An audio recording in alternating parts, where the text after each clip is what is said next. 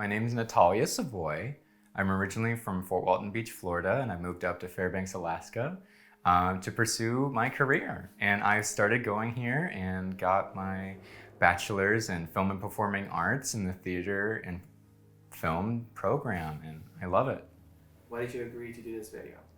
Well, I didn't initially. I still feel like I haven't been qualified to do it, as in like I've still haven't came out to my family, and that makes me feel like I'm somehow not as open as a lot of other people are in the LGBTQ community.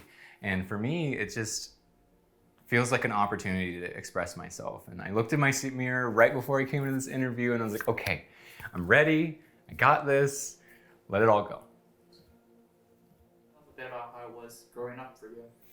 Growing up in Florida in a southern kind of environment that's very much cisgender. It's very much like masculinity is what you're supposed to be raised as, and that's what I kind of felt like with 3 older brothers, and now one of which is my sister, and that has been fantastic to go through, but it's been a lot of turmoil with that. But my upbringing itself wasn't entirely conducive in terms of being who I am, and even I only recently moved out of my family's place, and that's the only reason that I'm able to really fully feel about who I am and discover this new person. So I guess something I really learned from growing up is to keep separate parts of me, as in I had a section that how I acted in front of my family that was very masculine and very much still somewhat Christian, but I was very much not as true to that with my older brothers doing shenanigans and things like that. But then I had like a church side of me that was very much prim and proper, and then I had like my more feminine side, but I never really got into that unless it was with my oldest brother or my other brother, who's now my sister. And just being able to be in that environment was so nice, but it was so enclosed inside of the shed in the back of our house that my brother lived in, that we remodeled, of course, to make it into a livable space. But like, it was so secluded. It was so, nothing could leave this environment. It was very much like everything was closed off. So then for me to be such a outgoing, as in like I'm an extrovert, for me to be able to do that, I always had to present over masculinity almost. It felt like it was always just over the top, like bad jokes, keeping up with the guys, like kind of thing, which is not entirely what I believe in at all, but it just keeps it going in terms of like the facade. Like my family still doesn't know, and of course every time I'm home, I'm still a different person around them. And I think that's kind of how I've always gone through my shielding, and like being able to have that section to where even at work, I'm always the normal masculinity man, because I know in a workplace it's going to be easier for me.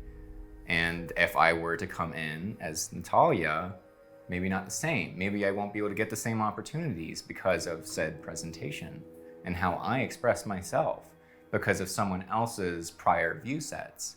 And so I kind of go with that, which is not exactly the best, but it's helped me. And I don't know if I would have gotten the same opportunities that I have in the work environment if I were to be more open and fluid.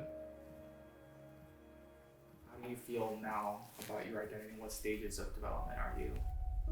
I feel pretty open with it, honestly. I've been able to like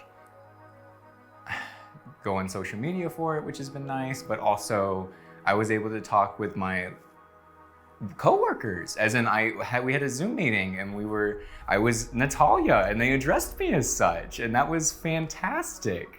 That was like the best moment. I never thought I would ever be like this in a situation where people that I somewhat trust, sure, I work with them, but they don't know the inner side of me that's not the working side of me. And so I feel like I'm still developing always, but getting further every day.